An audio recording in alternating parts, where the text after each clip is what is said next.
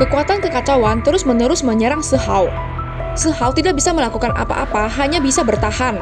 Lalu ada sebuah batu besar yang menuju ke Sehao dengan kecepatan yang tinggi.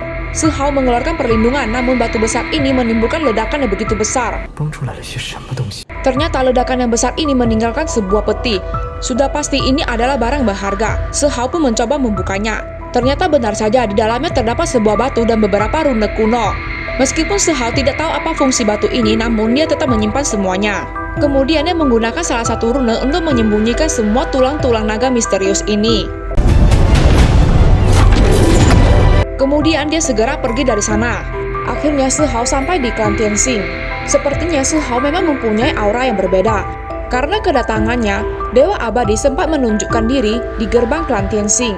Melihat Dewa Abadi, semua orang segera berlutut. Tentu saja Sehao tidak bisa masuk karena dia bukan murid Tianxing. Jika dia ingin memaksa masuk, maka dia harus lolos dari tantangan ujian. Ada orang yang melakukan tantangan ujian, tentu saja ini membuat heboh seluruh murid klan Tianxing, termasuk belahan Ye Chan yang sekarang menjadi jenius di dalam klan Tianxing.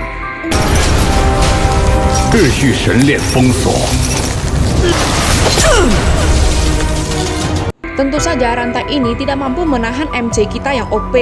Sang Dewa Abadi menyaksikan semua ujian Sehao dari kejauhan. Ini adalah sebuah pertanyaan yang sulit, karena jalan tahu masing-masing orang itu berbeda.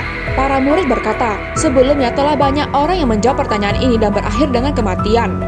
Sehao teringat dengan ucapan Dewi Dedalu. Dengan tahu dia menjadi seorang dewi, namun semua teman-temannya sudah berlalu dan mati. Tinggal hanya dia seorang diri. Lalu apakah itu tahu?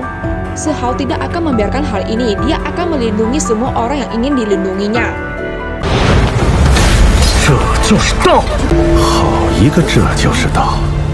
Kemudian sebuah formasi pintu muncul. Ini merupakan ujian tantangan yang terakhir. Dari dalam formasi pintu ini keluar dewi-dewi. Mereka menggoda Sehao agar berhenti untuk ikut ujian. Namun tentu saja teknik wanita cantik ini tidak mempan kepada Sehao. Sehao masuk ke pintu formasi ini.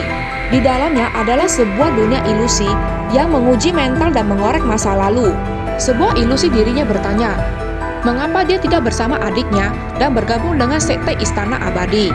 Seharusnya dia memanfaatkan segalanya dan menikmati dipuja oleh orang sebagai seorang jenius.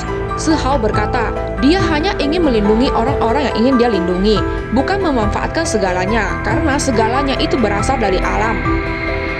Kemudian Sehao berubah ke masa dia remaja.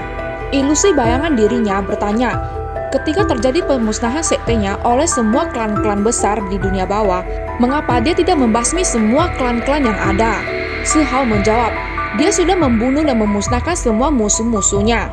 Sedangkan untuk sekte-sekte yang tidak bersalah, dia tidak akan memusnahkan mereka, karena bila begitu itu namanya adalah pembantaian massal.